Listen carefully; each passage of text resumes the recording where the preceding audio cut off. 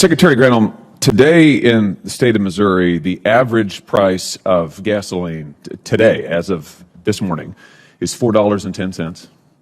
Average price of diesel is $5.18.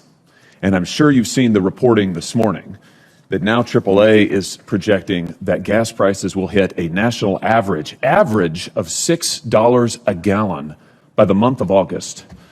Is this acceptable to you? No, it is not. And you can thank the activity of Vladimir Putin for invading Ukraine and pulling essentially those barrels. With all due respect, Madam Secretary, that's utter nonsense. In January of 2021, the average gas price in my state was $2.07.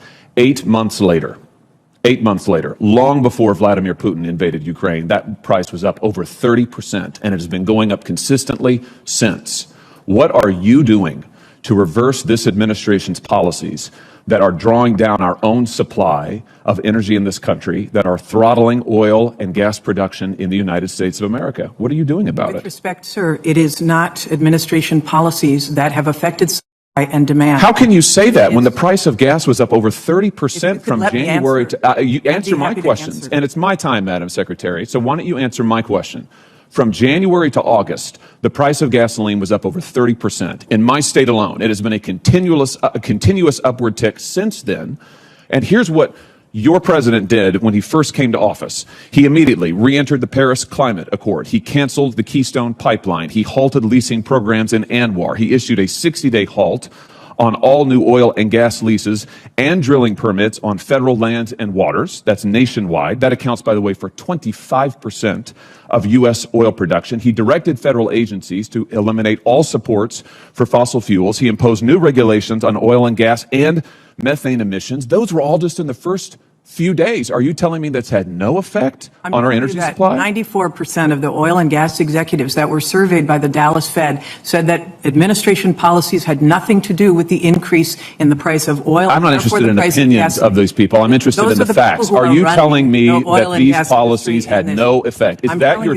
You all just put out a statement. The U.S. Department of Interior just put out a statement, and the statement basically says a proposed program is not a decision to issue specific leases or to authorize any drilling or development. This is from y'all's office. So it looks like you are on to shut everything down.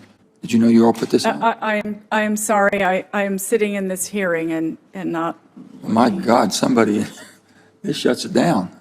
It shows what your intent is. Yes, we can. We'll get copies for everything. Basically, it says Secretary Haaland provides updates on offshore leasing program during the Senate testimony. During testimony before the U.S. Senate Committee on Energy and Natural Resources today, Secretary of the Interior, Deb Haaland, confirmed that despite delays in implementation from the previous administration, the Interior Department will release the proposed program, the next step in the 5-year offshore energy planning process by June 30th, 2022, which is the expiration of the current program. A proposed program is not a decision to issue specific leases or to authorize any drilling or development. So we're going to do the proposal, but it doesn't guarantee they're going to do any leasing at all. Chairman, Yes, what I could say is I believe what that is saying is that it's the plan that's coming out. But I think what you're prefacing it by saying after you're acknowledging the plan, you'll have a plan by June 30th, but you went further to say that doesn't mean that you're issuing any specific leases. If you have a plan, you should have. I mean, we've never done this. This is history. We've never done that before. Not issue leases.